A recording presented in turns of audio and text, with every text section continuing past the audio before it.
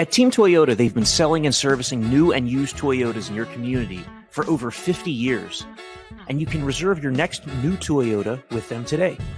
You'll get a realistic timeline, and even in this crazy market, they won't charge you over MSRP. Or don't wait at all. With over 75 certified Toyotas, including a bunch of RAV4 and Highlanders, you can drive one home today. And you can always trust them to maintain your current vehicle. Their service and collision centers are high-tech, comfortable, and will save you time and money. Team Toyota can help you go anywhere you want, but they'll always be your hometown team. Just visit teamtoyota.net and choose from 3 locations in Langhorne, Glen Mills, or Princeton.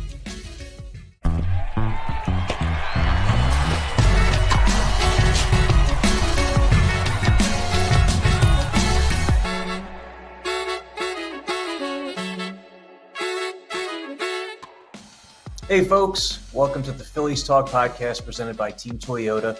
I'm Corey Simon and he's Jim Salisbury, and we are sitting here on a Friday morning as the Phillies are back home to play the Mets in a big 4-game series, the final series of the season between the Phils and Mets. After the Phillies concluded a 3-3 road trip, Jim, that ended with a shutout loss. That was kind of a consistent theme throughout that road trip, was the Phillies offense having some quiet nights. Now, obviously, Kyle Schwarber did not participate in many of those games, but not a great sign to see the Phillies shut down there 4 times in the span of 7 games, and in the final one against a rookie pitcher in Nick Lodolo of the Reds. Yeah, and he pitched a good game.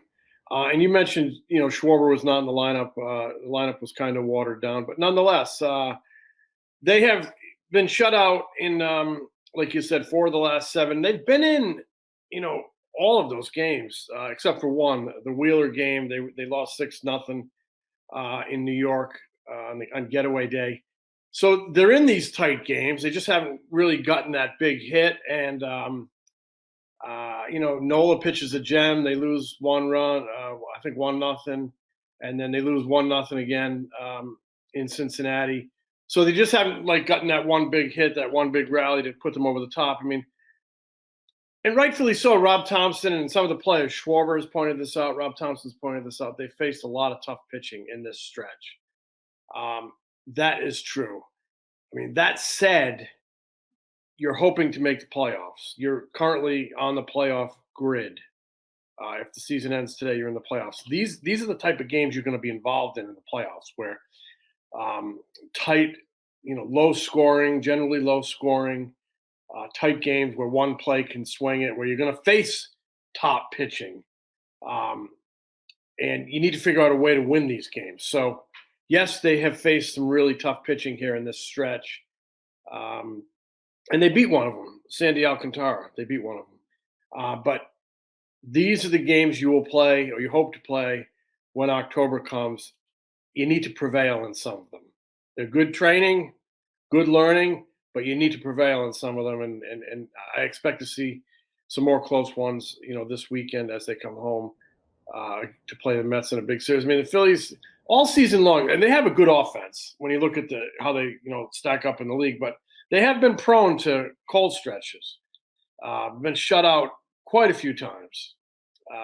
So they only averaged, 2.4 runs on this trip in the last 7 games, 2.4 runs. They need more than that.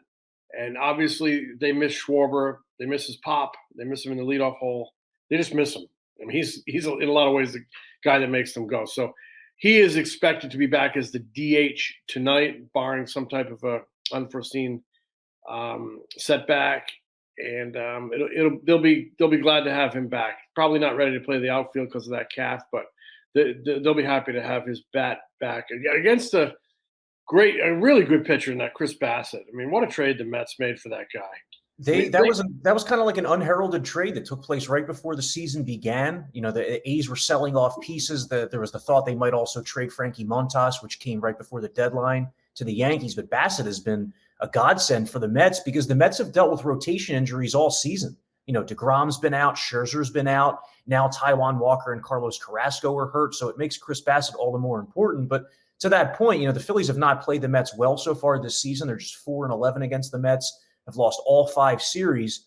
But this weekend, they're going to miss 4 of the Mets' top 5 pitchers. No Scherzer, no DeGrom, no Walker, no Carrasco. So the Phillies will see Bassett in game 1 then it looks like it'll be David Peterson, the lefty, and Trevor Williams in the doubleheader Saturday. Sunday, the Mets have no obvious rotation solution. They might have to go with a bullpen game. So, this is the best chance the Phillies have had to kind of even out that season series with the Mets, as poorly as they've played against New York to this point. Yeah, and I guess there's some hope that Tawan Walker could come back and pitch Sunday after back spasms, but they're not sure, and it could have a bullpen game, as you say. Yeah, it's a big break. I mean, you got Bassett tonight. You talk about Scherzer and DeGrom. You and I have talked about it being almost like Johnson and Schilling in 01 for the Diamondbacks, but then you take Bassett as pitching the third game of a short series if everything lines up. That is a tough rotation. That is a tough team. Bassett attacks hitters, pitches with some edge. I mean, I really like him. But great point about missing Scherzer, missing DeGrom. That could be the difference maker in the entire series. So it's a bit of a break for the Phillies. They need to capitalize. They're going to have Nola. They're going to have Wheeler. They're going to have Gibson, Falter. Doubleheader on Saturday. It'll be Wheeler and Falter in some order to be determined. I mean, the Phillies are 0-5 in series against the Mets this year. And one of the more impressive stats for me this year is the Mets. When they finished off that series Sunday at Citi Field against the Phillies, they improved to 14-0-2 in series this season against the Phillies. 14-0-2. Now they go down to Atlanta and they lose 3 or 4. So they have finally lost a series in division, and they lost with Jacob deGrom on the mound on Thursday night. So two ways to look at it. They're going to come up here loaded for bear, or they're have lost a little momentum, and maybe the Phillies can capitalize.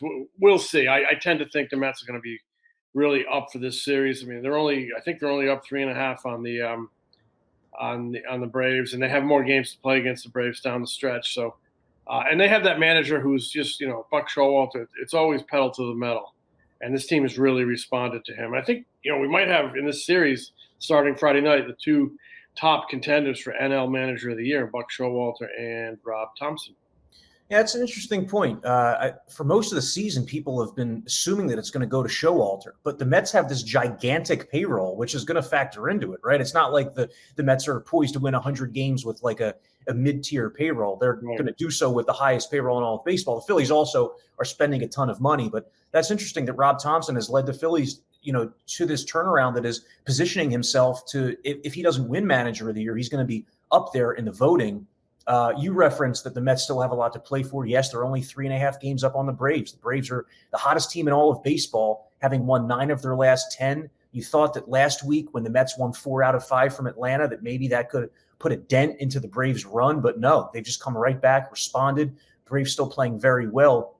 Meanwhile, the Phillies in the wild card race, they enter the weekend. They're still in the second wild card spot. They're a game up on the Padres, 2 games up on the Brewers. And it's looking more and more now like the Cardinals could take the NL Central. They've opened up now a 3-game advantage on Milwaukee and probably have the better roster of those 2 teams. But just looking at the Phillies' upcoming schedule, yeah, there's these 4 games against the Mets, but then it's another stretch. Reds, Pirates, Diamondbacks. They have the Marlins again twice. They have the Nationals. So the Phillies still have an opportunity to make a run here and potentially even challenge the Braves. I know that they're 6 games back entering the weekend, but that could potentially be in play as well if they play very well. We talked about Kyle Schwarber, that the Phillies have missed that bat, going to return as the DH, hopefully get him back in the outfield soon. What's the latest on Bryce Harper? I mean, we saw the video of him swinging late last week, and we're right around that timetable that we were talking about for his potential return. Yeah, he is, making progressions in his, recovery. He is taking batting practice outdoors at Citizens Bank Park. His dad is throwing him the BP. And that is not like, backyard BP. If you remember the All-Star game in Washington a few years ago when Harper won the home run derby, his father pitched to him. And this guy is very firm with his batting practice. He's on top of you, and he is bringing it. So he's like been Bryce's lifelong hitting coach and BP pitcher back home in Vegas. So he is in town pitching Bryce batting practice at Citizens Bank Park. They've been, leery to put a hard timetable on when he'll start his rehab and when he'll be back. Bryce has a lot of input on this, but I think nobody wants to put a hard timetable on it because in case he needs an extra day here and there, then the alarm bells go off. But the other day in Cincinnati, Rob Thompson mentioned that the goal is to get him out on minor league rehab around the 24th of August, which is Wednesday. So by that, I take it could be Tuesday, could be Thursday, could be Wednesday the 24th. I think logistically it lines up pretty nice for him to get out on rehab on Tuesday. I think that's the 23rd. Lehigh Valley's home. I think Reading's home. And that would give him, because I don't think he's going to go, full blast out of the gate. He might, day on, day off, 2 days on, day off, something like that, staggered a little bit. So I think we'll see him out on minor league rehab next week, Tuesday or Wednesday in that neighborhood, and see him back in the lineup. Probably my guess is sometime on that road trip to Arizona and San Francisco. Maybe San Francisco would make a little more sense because that series starts on September 2. And the Phillies will have 2 extra roster spots by then. Not that, Bryce Harper has to give up his roster spot for anybody, but it would allow you to have a deeper bench or a deeper bullpen. And it would just take that one transactional headache out of it. So I think around September 1 or 2, and again, I use the word around, could be give or take. But to me, that San Francisco series makes a lot of sense to get him back. And that's going to give them, like 5 weeks of Bryce Harper. 5 weeks. Yeah, 5 weeks.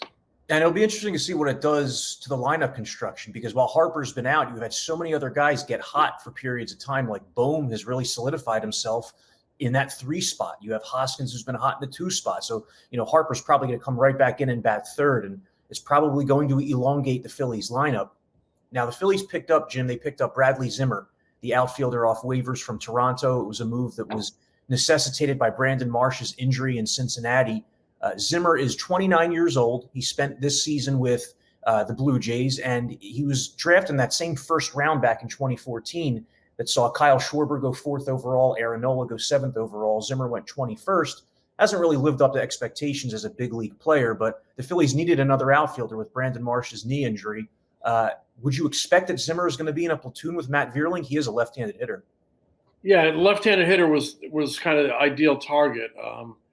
And that's what makes him, kind of in some ways, an ideal pickup. I think they'll take a look at that, but you're at the stage of the season where you need to play the guy who produces.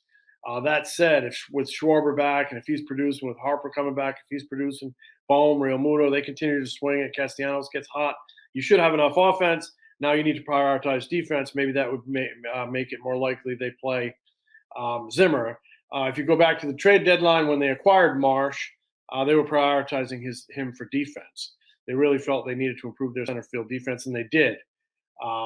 Because you're in these tight games, pennant race, defense matters so much. That one run, save an extra base, it could win you a ball game. So I don't know how it's going to shake out, but if this guy comes in and plays elite defense, yeah, it could lead him to get more playing time.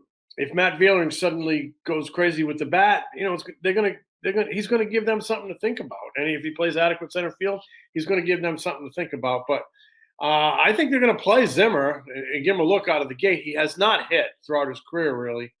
And he certainly has not hit this year. Just 8 hits, I think, in 76 or 77 at-bats in Toronto. Was used mostly as a late-game defensive replacement. So there's the key word, defense. That's why he's here. That's why they went after Marsh. Marsh was trying to make a great defensive play Tuesday night in Cincinnati, climbed the wall and, running full speed for that home run ball by Jonathan India, climbed the wall and just came down funny on that left leg. I mean, on the replays, his knee really sort of contorted kind of grotesquely. And but it appears he's escaped a serious knee injury. And it looks like the sprained ankle is more problematic right now. So we're late in the season. And, that old rule of thumb, every week you're down, you need a week to get ready. I mean, this could be, I don't know.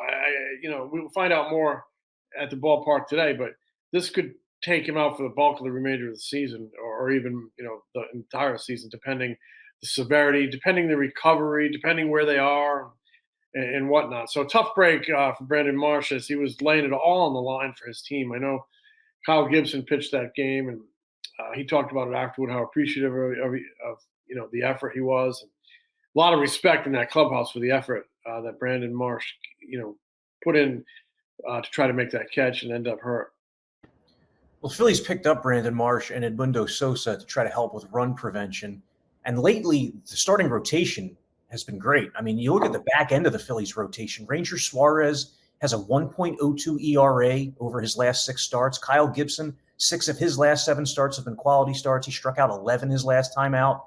Noah Syndergaard has gotten better each time. Granted, he's done it against 3 of the worst teams in the National League in the Nationals, Marlins, and Reds. But the Phillies rotation is really coming into its own right now with these 5 guys. It's been a question that a lot of people have asked lately around here. People are getting ready for the playoffs. The Phillies have like an 80% chance to make the playoffs. You can look at ESPN.com or Baseball Reference. Jim, who do you think the Phillies consider their number 3 starter right now? Is it just going to be whoever is hottest at that point between Gibson, Suarez, and Syndergaard? Well, I don't know who they consider. I think and again, who's going to pitch the first 2 games of a playoff series is going to depend on whose turn. You might schedule related. That's right. Yeah, it's schedule. Yeah, because you might have to go into Houston and win 2 games. If Wheeler and Nola up, they're going to pitch. However, I'll point out that the Yankees are really fading. The Astros, by that point in the season, they might have nothing to play for. The Astros might be sending out backups and spot starters. That shouldn't affect how you do your lineup. You need to go out and beat those backups and spot starters. So. I like the Phillies rotation in a short series if you can line it up the right way. Who's the number 3? I don't know. The way Gibson's pitching right now, he's pitching terrific. I think he's got 6 out of 7 quality starts. I mean, I think that's a big reason they want him to pitch on regular rest on Sunday. That's why they flip-flopped him and Syndergaard to keep him on regular rest, keep him on his roll, keep him against that better lineup, and then Syndergaard can go again against the Reds on extra rest, which he's gotten all year. That said, I think Ranger Suarez is really hitting his stride here. And, I think last year, if you made the playoffs and you had your arrested rotation, it would have been Wheeler, Suarez. So to me, Ranger Suarez has been laying in the weeds all year. A little back issue, trouble commanding thing. He's a command guy, Reminds me a little of Cliff Lee. He's got to put it in, good firm fastball, but he's got to put it in good spots, change speeds. So I just see actually 2 guys really hitting their stride, Gibson and Suarez. So I don't know who the number 3 is. I probably would lean toward Ranger Suarez. Really pitching well. Pitched a gem in Cincinnati. Didn't get any run support. But at this time of the year, you'll take as many guys pitching well as you can. Even Syndergaard, they're 3-0 in his starts. That's huge. I mean, that's what you want from. They didn't acquire him to be a top of the rotation guy. They acquired Syndergaard to stabilize the back end, give them some innings, and keep him in games. And that is exactly what he's done. He's 3-0. I'm sorry, the team is 3-0 in his 3 starts. That's big. So this rotation has really, really pitched well. Zach Wheeler, I'm going to be watching him Saturday. He gave up 6 runs in Citi Field and lost that game on Sunday, but he actually felt like he found something in his delivery and his command. He just thought he pitched well. He thought he had a really good fastball. Thought it was coming off fingertips well. Having been beaten by his former team, he could. I'm sure he's going to be really motivated to pitch well Saturday in game 1 or 2, whatever it is. So, but I mean, your point is good. The rotation has really been good lately. It's really coming together. So, I don't know how it's going to stack up if they get to October, but every one of those guys, their top 4 gives you a puncher's chance on any night. In some cases, even more than that. Yeah, and speaking of rotations, I don't think we talked about this earlier in the week, but Double-A, Andrew Painter and Mick Abel, both promoted to Double-A, both very young. I mean, what did you make of that? Were you surprised that they've made it to that level so quickly?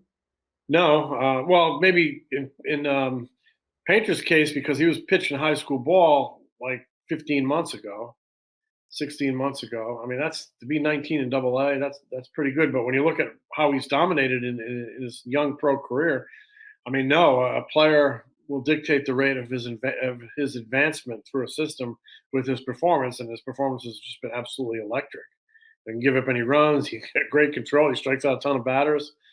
Um, you know, I don't have a list of like the best seasons in all of minor league baseball for pitchers, but gosh, he's got to be one of them, one of the top 3 or 4 or 5 best seasons in all of minor league baseball for pitching prospects. And I think Abel goes with him. I think it's good to pair those two guys. I've always liked the concept of finishing a guy, when he's done a good job at one level, finishing him one level up, get him a little taste, get him a little more evaluation time at that level, stiffen up the challenge. And both those guys look like they're ready for the challenge. Griff McGarry is there. So Abel and Painter are both high school kids. McGarry is a college kid out of UVA. I don't think I'm reaching, and I'm not, because Dombrowski has acknowledged this. All 3 could be in the mix to help in Philadelphia next season in 2023, depending on how things go, how they advance, how they handle these challenges. I mean, they're on the radar to help in the big leagues next year. Premium arms, premium young talent, and very importantly, at the low end of the salary structure, which is really important to integrate some low salaries, some contributors, some difference makers who aren't making $30 million, $20 million. That way, you can afford, you have the top end, you have the bottom end salary, and they're all contributing. You have that balance. And this ownership group wants to win a World Series and badly. And I think they're going to be active again on the free agent market this winter. I mean, they got, right in the middle infield with Gregorius and Segura, you're opening $30 million. Knebel at $10 million. Hand and Familia at a total of combined $12 million. There's going to be money coming off the books. They're going to need some pitching, though. I think Kyle Gibson could be in play to bring back as a back end. Why not? Yeah, I would certainly think about it as a back end stabilizer. What a job he's done. So you're going to need some pitching, but the shortstop market is robust with Trey Turner, with Bogarts. Boy, I mean, I can't see the Braves letting Swanson get away, but you and I had these same conversations about, I can't see the Braves letting Freddie Freeman get away. Yeah, well, right now the Braves are locking everybody up. Also, yeah, man, they are impressive. So, but look, Trey Turner would answer a lot of holes, a lot of issues for this team, and he is a dynamic player. A few weeks ago, Bryce Harper referred to Trey Turner as his favorite player, which, if you remember, that's what he called JT Realmuto once upon a time as well. Well, how many favorite players can you have? I thought JT should only be allowed one. Jeez. So he has 2 favorites, and you know what? And I've said it on this. I think I've said it on this podcast. Trey Turner is my favorite player in the league. I just love watching that kid play. He affects a game in so many different ways. And when you talk about a true leadoff man, a guy who has speed and on-base skills and can give you a quick 1-0 lead. But just real quick, just getting back to Painter and Abel, that's when things can really get exciting, is when you're able to supplement the top veterans, the guys making $30 million a year, with your top prospects. Like, imagine if the Phillies had Aaron Nola come up right now, what sort of impact that would make. And that's the ideal. That's the ideal construction of a team. Homegrown foundation, homegrown difference makers, and go out and supplement that 1 or 2 guys off the free agent market that put you over the top. So things might be trending in that direction. I mean, I think they're still free agent top heavy, but you have to like the homegrown contributions, obviously, of Nola, obviously of Alec Boehm, obviously of Bryson Stott. We talked about him the other day. What a good job, how he looks like a big leaguer. But if they were in the shortstop market, he can go over to second base, and he's still an everyday contributor. And if not, he looks like he can play major league shortstop for you. So I think things are looking better toward the future. But they need a good showing this weekend. I think it would help them. You never know. They could see the Mets in the playoffs, and it's good to know you can beat a team. Kyle Schwarber, who is tremendous at putting things in perspective in that clubhouse, really is a really good leader. He was talking the other day in Cincinnati about in 2015, and the subject was how important it is to win one of these series against the Mets, framed around you could see them down the road and blah, blah, blah. And he said, yeah, I think it's important, but I'll remind you, in 2015 when he was with the Cubs, the Cubs went 7-0 against the Mets during the regular season, and the Mets swept them 4 straight in the NLCS. So I think it's even more important that the Phillies just play well in this series because they're only a game up on the Padres. They're only 2 up on the Brewers. They're not there yet. Some exciting baseball is coming, and these teams are coming for the Phillies, and the Phillies need to hold them off. And the way you do that is W's. Nothing is over yet. And this is a team that has a history of fading in September. So that's a demon they must conquer, these Phillies. So this is a big series, not just to prove that you can beat the Mets. It's a big series because you need to keep playing well because you haven't been to the postseason in a decade. And though it's in your grasp, I wouldn't call it strongly in your grasp. You need to take it and lock it down. You're only going to do that by playing good ball over the final 45 games. Yeah, still 45 to go. Nothing's been decided yet, though the teams with the 2 longest playoff droughts in baseball, the Phillies and Mariners, Phillies at 10 years, Mariners at 20 years, would be in the postseason if the regular season ended today. So Phil's looking to keep that charge going. 4 games with the Mets this weekend, looking to improve upon that 4-11 record against New York. Thanks a lot for listening to the Phillies Talk podcast. He's Jim. I'm Corey Simon. We'll catch you early next week.